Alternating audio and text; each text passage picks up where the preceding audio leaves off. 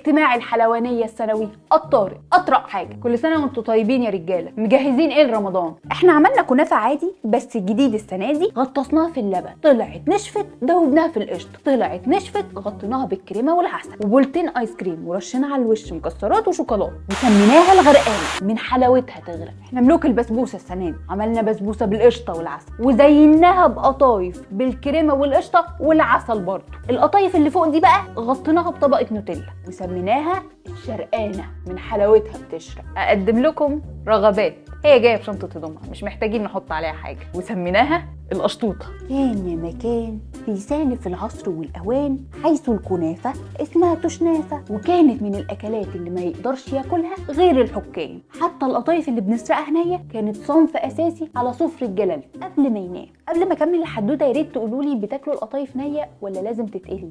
وانا كمان باكلها نيه.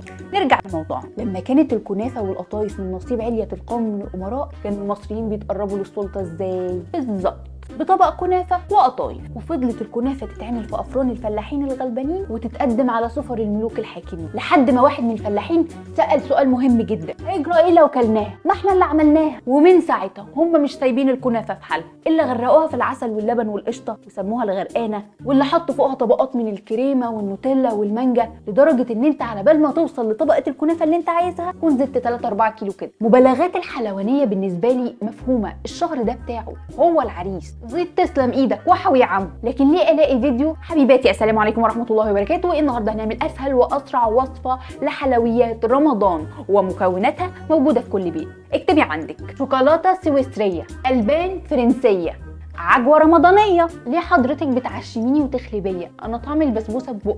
انا فاهمه انه شهر كريم، بس ليه المبالغات والبهرجه؟ قطايف محشيه بسبوسه، البسبوسه بتزين تورته كنافه بالمانجا علشان عيد ميلاد صوصه جه في رمضان، كل سنه وهو طيب. ليه المبالغات؟ ليه 3 من كل حاجه؟ ومش بيضايقني بقى غير البنت اللي مستغربه انها مش بتخس في رمضان. اصلا انا يا طمطم مش بتسحر، قله الفول والزبادي دول هم اللي هيحافظوا على قوامنا. يا جماعه احنا بنفطر دهون ثلاثيه مشبعه، انتوا جايبين العشم ده منين؟ خلونا ننزل ارض الواقع ونغرز مع الغرزين في القشطه والعسل. بص حضرتك، لو افترضنا فرضا ان دي الغرقانه ودي الشرقانه، فانا الهمدانه اللي هتاكل الاثنين عشان الهبوط. وبجد بجد بطل تأنبني علشان اتس تو ليت. حضرتك انا هاجيلك في العيد علشان نخس كلنا. لا مش في العيد بقى، خليها بعد العيد، اصل العيد فيه كحك وبسكوت وغريبه وشكلمه. بتحب الشكلمه؟ رجاء شخصي بقى يا جماعه، يا ريت لما نبقى ضيوف عندكم قدموا لنا من الحلويات اللي احنا جايبينها، عشان انا مختاره كنافه بالكريمه مش بالمانجا زي ما بحبها، هاتولي منها. شكرا. تفتكروا ذوقيا نقدم من الحاجه اللي الضيوف جايبينها ولا ده غلط؟